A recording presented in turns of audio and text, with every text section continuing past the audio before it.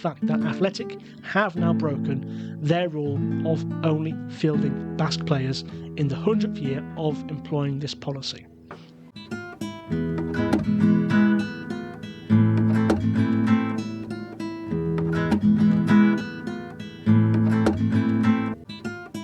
Hello everybody and welcome back to the Hispanophiles podcast, Travel in Spain with only half a brain. This is the only podcast where it's never appropriate to ask somebody for an ETA on a completely unrelated topic. In this episode of GolGolGolGolGol, we are turning our attention to the Basque Country, that wet and windy corner of northeast Spain, and asking the question, is Athletic Club Bilbao really, completely 100% Basque? A couple of sources that have been fundamental in preparing the research and script for this episode I would like to acknowledge first and foremost. Los Leones, the unique story of Athletic Club Bilbao, written by Christopher James Evans. The Basque History of the World, a book written by Marc Kuransky. Life in La Liga, the story of Spanish club football, written by Rab McWilliam. And a couple of excellent sources of information have been Sid Lowe's and Phil Kidamurides, the Spanish Football Podcast, and lafutbolteca.com website. We will jump off with, of course, our regular first segments of any episode. We're going to start with new Spanish vocabulary. What have we got this week? Una ganga. Una ganga, a noun used only in Spain. This is something that's not going to be familiar to people from Mexico, Cuba, Venezuela, Chile, Argentina, whatever it may be. Una ganga, as described in Spain, is an opportunity, a unique opportunity that you simply cannot miss out on. This is it could be a one-off offer in some hardware store. This could be a job opportunity with a company you've always dreamed of working for, whatever it might be. Una ganga is something that you know if you don't take advantage of this right now, it ain't going to happen again. So you'd be a fool not to say, yes, I'm all in. Now let's go and find a good opportunity to use it. Moving on to Spanish news. And an interesting one. This news story originally started in the second half of January 2025 this year, but I've only just been made aware of it for some odd reason. On Via Laidana, which is effectively the road in downtown Barcelona that sets the Gothic neighbourhood from Melbourne, my favourite neighbourhood to go hang out for an evening. On that street, recent roadworks have uncovered 5 medieval houses, 5 pre-modern houses dating from the 14th century to around about the late 18th century, underneath the pavement that they've been digging up. The full dig site is a full 239 meters in length. And this thing is kind of pretty much just as you're walking downtown, so you can go take a look at this thing. The sites that have been dug up, they are just houses so far. Nothing of huge, let's say, financial worth has been found yet. There's no beautiful sword or diadem or crown or whatever, or ancient Roman coins, nothing like that.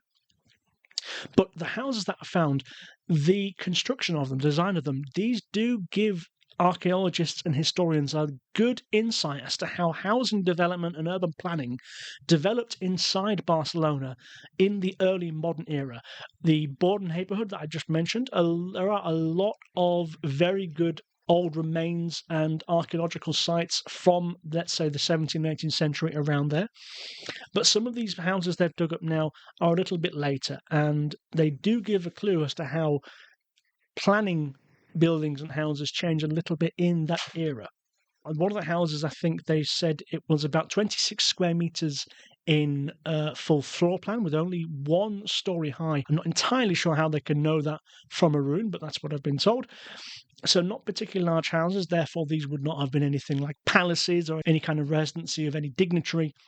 Most likely housing for the working classes, for people of low socioeconomic status living in Barcelona at the time. Nevertheless, a pretty awesome thing to come. If you're walking downtown Barcelona, go take a look and you'll see people working on it. Most likely there are 6 full-time archaeologists, I've been told, that have now been assigned to work on the dig site. So go take a look. Pretty awesome thing.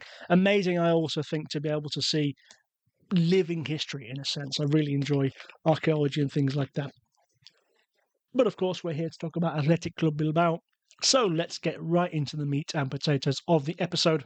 How Basque is Athletic Club Bilbao? Of course, it makes no sense to ask that question without first and foremost understanding and defining Basque and the Basque Country. So that's where we're going to begin. Administratively, the Basque Land, or the Basque Country, is a combination of provinces stretched across north-eastern Spain and southwestern France that straddle the western end of the Pyrenees mountain range. France has 3 Basque provinces, namely Sul, Basse-Navarre, and Le Bourg. I hope I'm pronouncing those well. While the remaining 4 Basque provinces are all located within the Kingdom of Spain.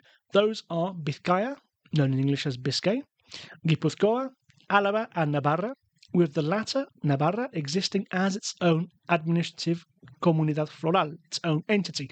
Navarra therefore has limited autonomy to manage its own affairs such as education, taxation, policing and healthcare independently of the other 3 Spanish Basque provinces. Somewhat confusingly, those other 3 provinces, Vizcaya, Guipúzcoa and Álava, all make up the administrative Basque Country region, with the Basque capital being the charming city of Vitoria-Gasteiz in inland Álava province. A beautiful city you should all go visit. Now, historically, the Ebro River has always been the defining border of the Basque region, below which lies the old enemy, both politically and culturally, Castile. None of these 7 provinces of the Basque region across France and Spain have ever enjoyed a period of political sovereignty with each other without any other province beyond their borders. This is the important thing to note. There has never been any Basque country that straddles this region between France and Spain that has not involved basically Paris or Madrid or any other capital of France or Spain at the time. They've always in some way been either torn apart or clumped together. Culturally, though, citizens of these 7 provinces can identify as a common nation, or at least the citizens of these provinces share cultural practices that are distinct from other parts of France, Spain, and Europe more widely. This answer gets us going, but offers none of the romance that people associate with the Basque question and the Basque people. Now, paradoxically, the Basque Land both is and isn't a nation. It certainly is not a sovereign nation-state, and ultimately the Basque government, the Lehendakari, as it's known in the Basque language, must answer to Madrid, and it does. But to deny the Basque their nationality, or at least their identity, would be to do them a disservice that they maybe don't deserve. The central institution around which any quote-unquote nationality can form will always be language. And one cannot get far in a podcast about the Basque Country, without talking about their language. Let's do that right now. Known among locals as Euskera, with a fluent native speaker being referred to as an Euskaldun, Basque is what they call an agglutinating language, in which pronouns and verb conjugations are replaced with suffixes and prefixes that can be added on to nouns to create increasingly complex single words that just grow as long as they need to be. So they don't work quite like the Romance, Slavic, and Germanic languages do. They tend to have fewer words, but those words are very long, very big, and for a non-native speaker, very intimidating to look at and try to speak off a piece of paper, which I'll be trying to do today. The other non-Indo-European languages of Europe, which are Finnish, Estonian, and Hungarian, are also agglutinating languages, a fact that has tempted linguists to jump the gun and assume historic relations between these 3 and the Basques. But in truth, the Basque language appears to be unrelated to every other single language that we are aware of in the world. We cannot see any trace of evolution from any other language to Basque or vice versa. Basque, or Euskera, makes a good claim to be the oldest living language in Europe, but due to the fact that it was never written down, this claim is difficult to verify. The first ever book written in Basque was published as late as 1545, the 16th century, after the discovery of the Americas by Columbus. The lack of ancient written Basque texts mean we cannot track its evolution over time. The oldest surviving writing about the Basque people is Roman and is dated from around 218 BC, and the Romans referred to these people as Bascones, from where we get the Spanish word Basco, and from there the French and English word Basque. cultural similarities between the Basques and the Celtic peoples of northwestern Europe have also tempted conclusions of brotherhood where they may be inappropriate. The discovery of an abnormally high prevalence of typo blood among the Irish, the Scots, the Cretans, the Corsicans, and the Basques could also be indicative of long-lost relations, but otherwise, evidence to support this hypothesis is scant at best. And now we can talk about the people of Euskal Herria and about their culture, more importantly. Many musical, professional, economic, sporting, agricultural, gastronomic, and artistic traditions in the Green Hills of the Basque region contrast notably from their counterparts in other parts of Spain and France. And while we do not have time to list every single cultural phenomenon that could be typically described as Basque in this episode, we'll drop in examples of Basque traditions employed by Athletic Club Bilbao and its fans and associates as the episode progresses. The Basque stereotype, what are Basque people like in layman's language? Let's put it that way.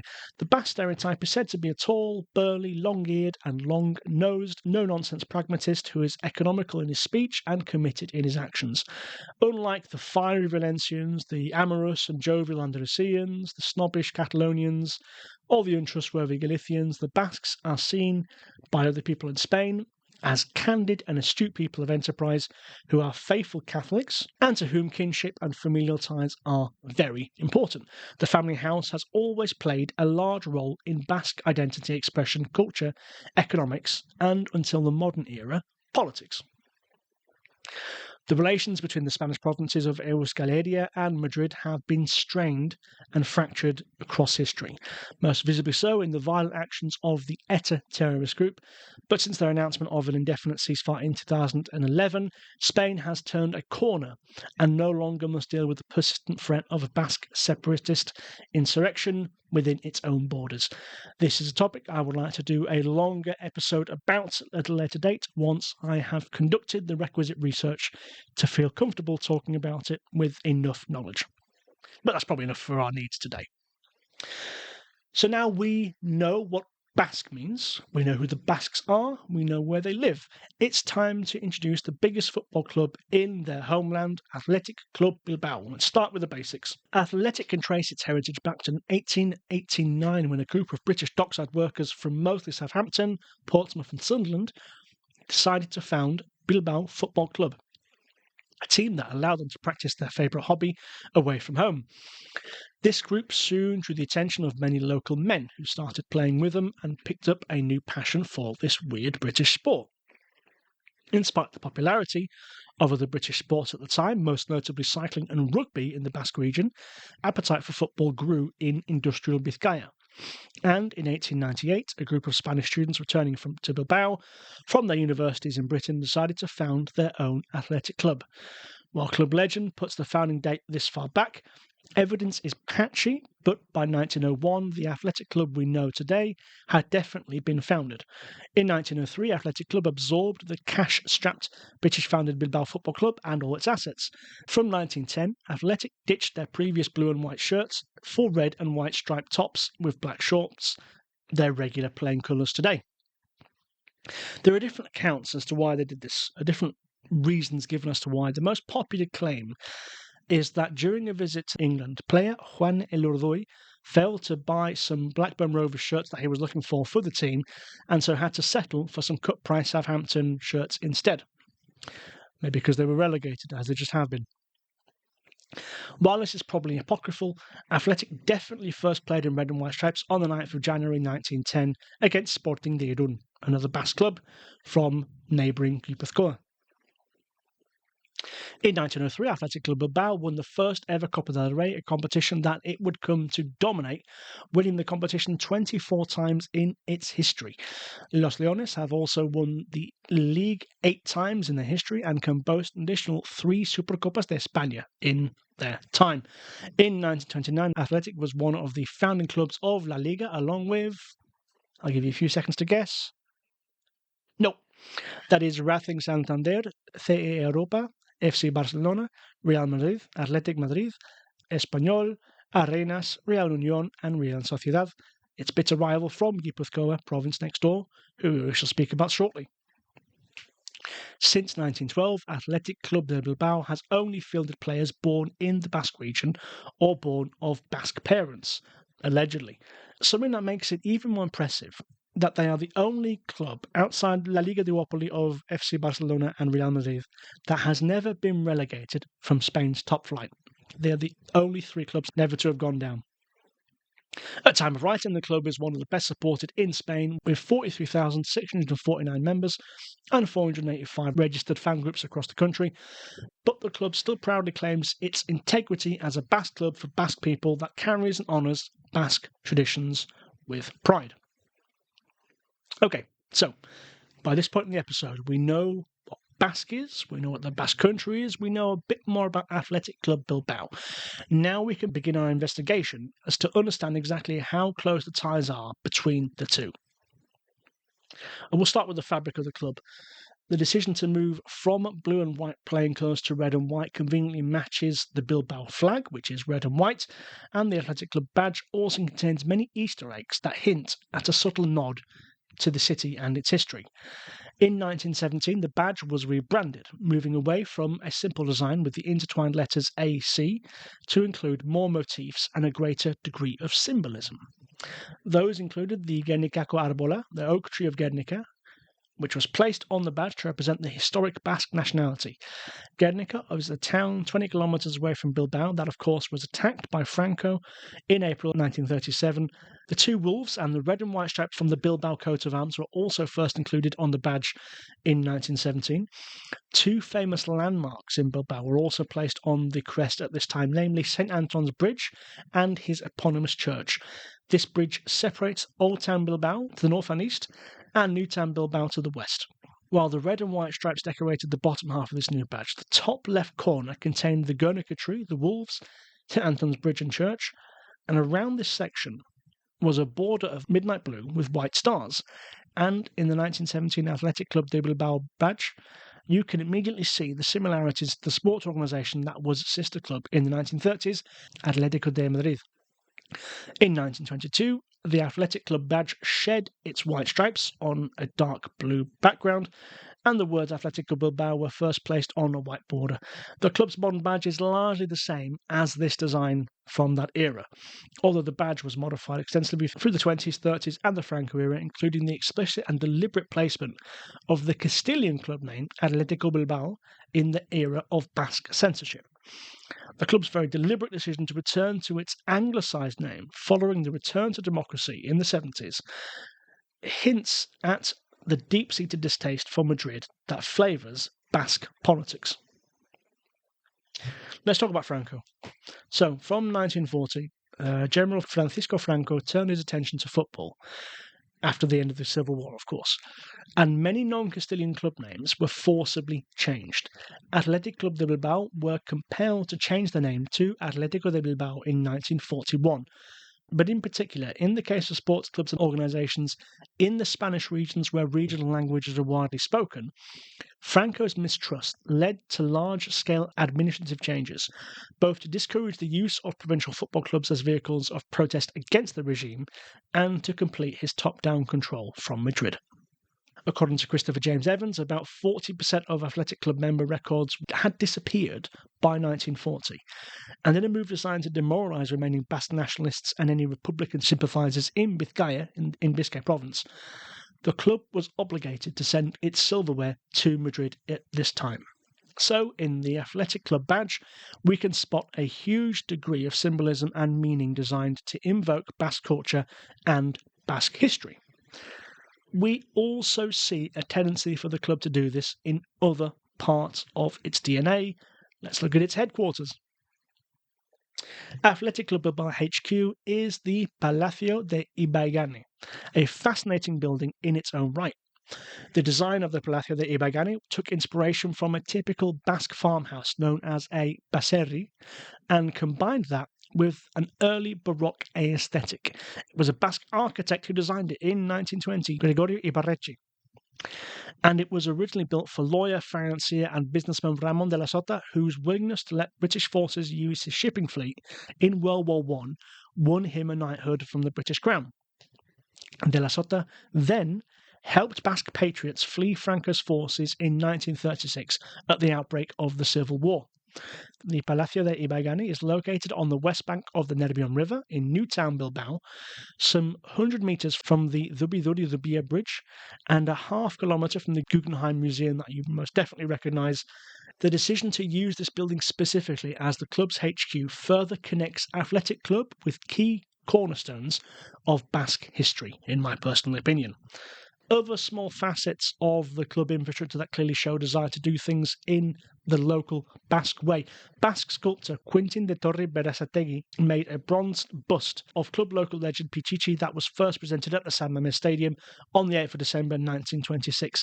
This statue now sits by the entrance from the players' tunnel onto the pitch.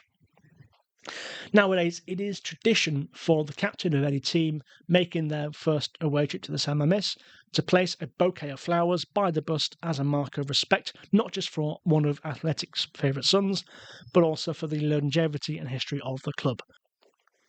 Let's talk about that stadium. San Mamés. Don't worry if you've never heard of the actual Saint Mamés before. I hadn't before I started this research. Saint Mamés of Caesarea was a Christian child who allegedly nursed a sick lion cub back to full health before releasing it back to its pride. Due to their faith, his parents were killed by the Romans and Mamés was enslaved.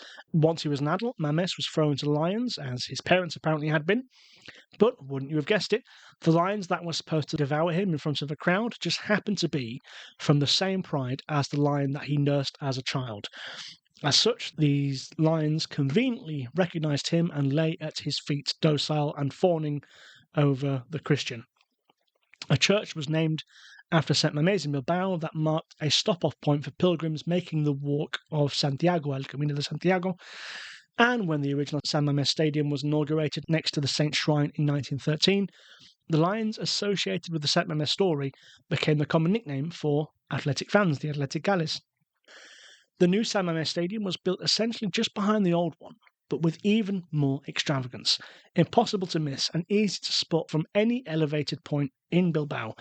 The San Mamés does look the business, and the views on the inside, regardless of which part of the stadium you're in, are fantastic. Its current capacity sits at 53,331. All in all, La Catedral, as Athletic faithful know it, serves the fans very, very well. But as is so often the case, people still pine for the nostalgia of the old one. But the original San Mamés serves a purpose in this podcast too. The Euskal Selección, the Basque selection, a non-FIFA recognised team, played 26 matches at the original Catedral in its lifetime. That spanned 3,695 matches and saw 5,959 goals in its lifetime. Okay, so by this point, we know clearly that the Athletic Club Bilbao DNA contains a lot of Basque strands inside it, but this is a bit redundant if the fans don't actually care. So are there any subtle matchday rituals, cultural traditions, that sort of thing, that also bleed Basque blood? Well, inside the San Mamés on matchday, it is not uncommon to hear a couple of musicians playing a chalaparta. Now, the last time I was there at the San Mamés, a couple of years ago, I saw two people playing the chalaparta. This is basically a Basque percussive instrument that almost became collateral damage of the Caudillo's regime in the 50s, but a revival of its use in rural parts of the Basque country after his death garnered it greater recognition and attention. Essentially, a chalaparta is a couple boards of thick wood that are placed horizontally at waist height, while normally two players strike down on them from a perpendicular angle to make a tuned sound. It kind of sounds like amplified heavy rainfall on big bamboo shoots. That's what it sounds like. It's a really cool sound. The chalaparta's origins are not really clear, but it is something associated with rural Basque life. Is it therefore a Basque instrument? Bit of a redundant question, if the Basque people are the ones playing it, I would say. Basque fans engage in a form of pre- and post-game bar hopping known in Euskera in the Basque language as poteo, whereby groups deliberately cover as much ground as possible and spend as little time as possible in each bar while drinking and enjoying pinchos in each spot. A pincho, you probably know if you listen to this podcast, is a Basque version of a tapa, a light snack normally costing between €1 and €3, typically laid out on a counter in a Basque bar whereby punters can easily take them and throw them down their gob. Each pincho is typically served with a stick placed through it, and when it comes time to pay, all you do, you hold onto these sticks and the barman counts the amount of sticks you've got on your plate, then he totals up the bill. Simple as that. It is also considered fashionable for fans of Basque clubs to don the typical beret of the Basque region, the chapelas, on match day, and they are often coloured to match the playing colours of their favourite team. Furthermore, Basque poetry, i.e. poetry in the Basque language, takes centre stage on game day, particularly during Basque derbies in which away fans can also participate. These poems are supposed to be humorous, often improvised, and consist of light jabs at the opponents, but also adhering to the golden rule of being self-aware and delivered in Basque. The most favoured ones are, of course, staged in groups of Athletic and Sociedad fans, the big Basque rivalry. A couple more small things. The former British manager of Athletic Bilbao, Frank Penland, known as El Bombin due to his famed bowler hat that we always used to wear, died on the 16th of March 1962. He was a club legend, and although he died in Dorset, a memorial ceremony was held in his honour, at which a traditional Basque dance called an aurresku was performed. In 2022, 75 years after the Guernica bombing, a temporary exhibition opened up at the Sant Mamés, Los Niños del 37 en el Reino Unido, the Children of 37 in the UK. This exhibition told the story of thousands of Basque children that were evacuated from the Basque country to the UK at the beginning of the Spanish Civil War for their own safety. So we've looked at a few smaller fan traditions, fan customs, rituals, that sort of thing, which do indicate that Athletic Club very much is a Basque club for Basque people. The next two areas we'll discuss are far more substantial, I think, in their symbolic meaning, and also two things that really do differentiate Athletic Club and its traditions from many other clubs around the European continent you're most aware of. We'll start off with the topic of the Gabarra. Now, the legendary Gabarra is one of my favourite oddities about Athletic Club Bilbao.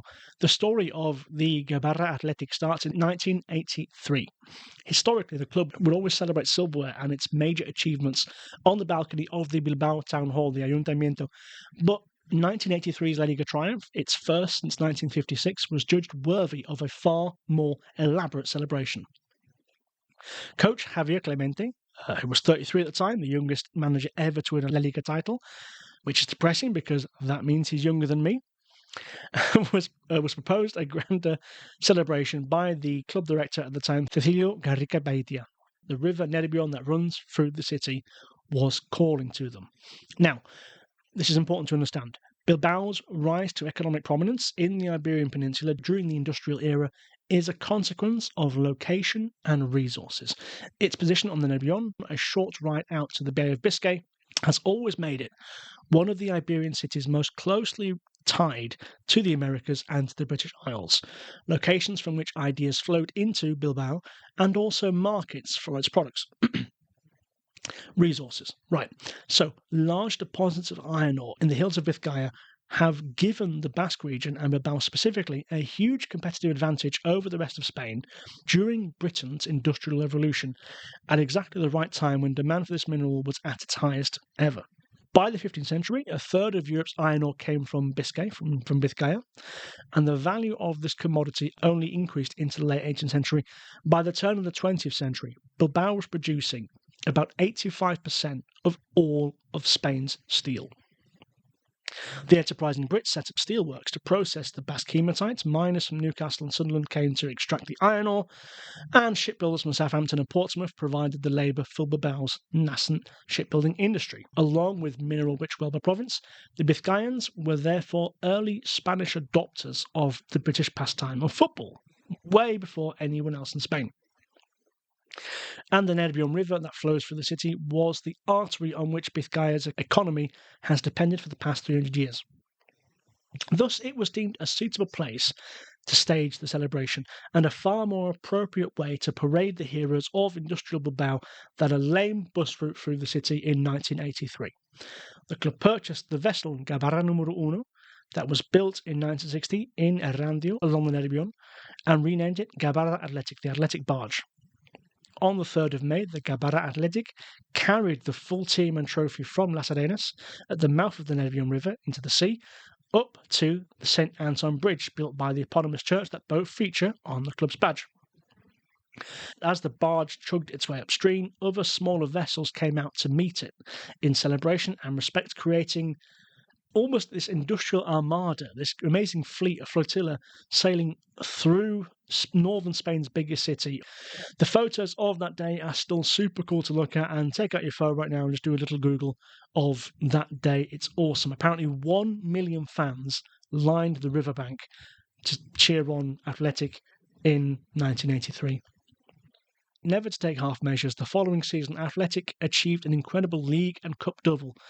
On the 7th of May 1984, well over 1 million Atleticales lined the Nervión to once again see their heroes sail past in celebration of the incredible achievement. Tradition dictates that when the Gabarra Athletic docks at St. Anton's Bridge, the players and coaching staff proceed to the Basilica de Begoña, the patron saint of Biscay, to lay a floral wreath in tribute to her. The celebrations then proceed at the town hall, and though other Biscayan football clubs have used barge trips along the Nervión before and after Athletic to celebrate their achievements, there do not appear to be that many other clubs in Spain that employ such elaborate or storied measures to celebrate major successes. The fact that Athletic does so along the river that brought life to Bilbao, to the city, to the economy, to its people in the industrial age, once again points to a club culture that proactively goes out of its way to serve as a vehicle for, if not Basque, then certainly Biscayan pride. In the summer of 2020, the club donated €200,000 to the restoration of the Gabarra Athletic. But before the first ever voyage of the Gabarra Athletic took place, another key event stands out as a historical marker for the evolution of Athletic Club de Bilbao in Basque folklore, if you will. Right, so important point to make first. The Franco administration pursued full political control of all territories under his rule, and the greater autonomy granted to specifically the Basque region and Catalonia during the Second Republic prior to his rule was immediately reversed, with the addition of harsh censorship of the two regions' corresponding languages. Following Franco's death in 1975, many of the regional flags that had previously been outlawed during the dictatorship, such as the striped señero of Catalonia, were granted permission to be flown once again in public in the nervy days of the democratic transition. The exception was the Ikurriña, the flag created by the father of Basque nationalism, Sabino Arana, in 1894. In the words of the Minister of the Interior at the time, Manuel Fraga Iribarne, it is not a regional flag, it is a separatist flag. Possession of this flag was still a crime at the time, following the death of Franco, that could result in jail time for the owner in the late 70s and early 80s, when the ETA terrorist group were at their most murderous.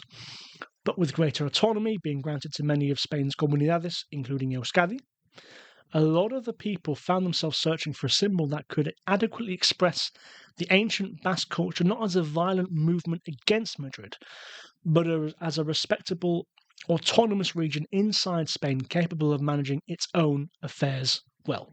The first challenge to this was to disconnect the pop culture association of the Ikurriña with ETA terrorism.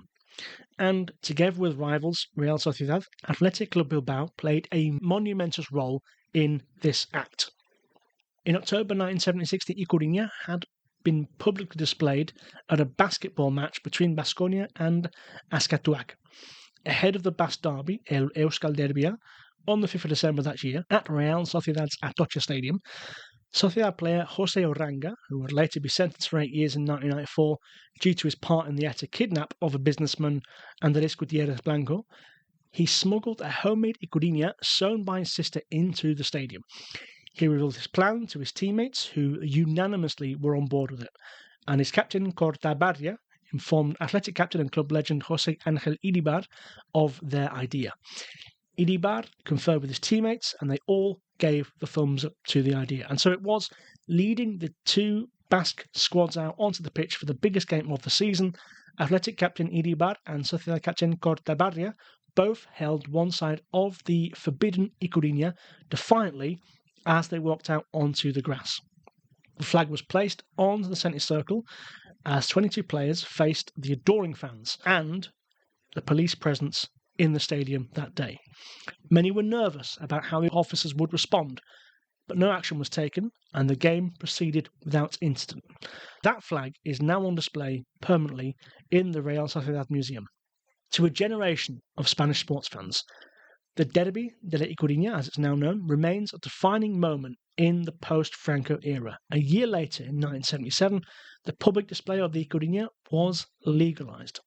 The Basque players had achieved their mission, and in July 1979, Prime Minister Adolfo Suárez, who himself has a stadium named after him in Ávila, ratified the accord that granted greater autonomy and self-governance for the Basque region and Catalonia, that started a movement towards greater autonomy for many Spanish comunidades, a move that fell short of full federalisation in Spain. The Basque people, fed up of censorship, fed up of repression, but eager to distance themselves from the violent separatist cause, had succeeded in their objectives. It is completely plausible to think that greater autonomy and liberalisation of the laws surrounding the Basque language and pro-Basque iconography would have eventually been passed sooner or later in the post-Franco era, but it is difficult to look past Athletics and Sociedad's role in bringing about change to the everyday lives of Basque people quite so quickly. It is worth noting at this point that there has never been clear support for separatism among the Basque public. An ETA ceasefire in late 2011 was a direct consequence from a clear drop in appetite in the polls for separatist politics among the electorate. And in the final part of this episode, we turn our attention to the most famous feature of Athletic Club Bilbao, probably the reason why you clicked and still listening, and we do so with the elegant saying, "Con cantera y afición no hace falta importación." So, during the 1911 Copa del Rey, Real Sociedad claimed that Athletic had knowingly fielded 2 English players in their squad illegally for the first round. The Real Federación Española de Fútbol's decision not to uphold the appeal irritated Real, who duly withdrew from the competition that season to protest what they saw as immoral sporting practices conducted by Athletic Club Bilbao. In a dogged attempt to prove they could win with or without foreign players, next season Athletic Bilbao decided to field only Basque players. The 1911-1912 season marked the start of Athletic's famous policy of only fielding Basque talent, a policy known as the cantera system, the Spanish word for quarry. The Lions only field players either born in the 4 Basque provinces of Spain or the 3 Basque provinces of France, as well as players brought up through the club's youth academy. This limits Athletic to a talent pool from a region of only 3 million people. And this means that the management has developed the infrastructure to nurture and identify talent from across the region, probably better than any other club in Spain. Essentially, Athletic Club Bilbao operates a vertically integrated system of clubs licensed by the Real Federación Española de Fútbol. At the top sits Athletic Club. Immediately below it is Bilbao Athletic, essentially the feeder club to Athletic that plays in the organisation's training complex Lezama, some 10 kilometres away from San Mamés. While being owned by Athletic, Bilbao Athletic is recognised as its own playing entity by the RFEF, and as such competes in the adult category by itself. Below Bilbao Athletic is CD Baskonia, the club of satellite town Basauri, up the river from Bilbao, that officially integrated into the Athletic umbrella organisation in 1997. The tier below CD Baskonia is the Athletic Club under-19s team, and below there, the future stars are divided into different groups by a combination of ability and age, with the youngest members normally around 9 to 10 years of age. The sports facility at Lezama is where the magic happens. 8 full-size grass and artificial pitches and 1 smaller pitch are located within walking distance from a village of 2,500 inhabitants, with nothing more than a church, a railway and a couple of shops and pubs basically. Inside the facility, over 300 of the next generation athletic stars, boys and girls, receive the best coaching and tuition money can pay for, before being put through their paces with drills, exercises and game simulations on the pitches. Focus is placed on technical ability and a strong work ethic and discipline, with the academy youngsters obligated to perform many of the maintenance chores inside the facility. Generally speaking, Athletic aims to make up 80% of its first team squad with Lezama graduates. Opened in 1970, the scale of the facility is indicative of the extent to which Athletic depends on creating its own future, while the addition in 2013 of the original archway of the old San Mamés Stadium adds continuity between the different generations of Athletic players and fans, while also being kind of cool, you know.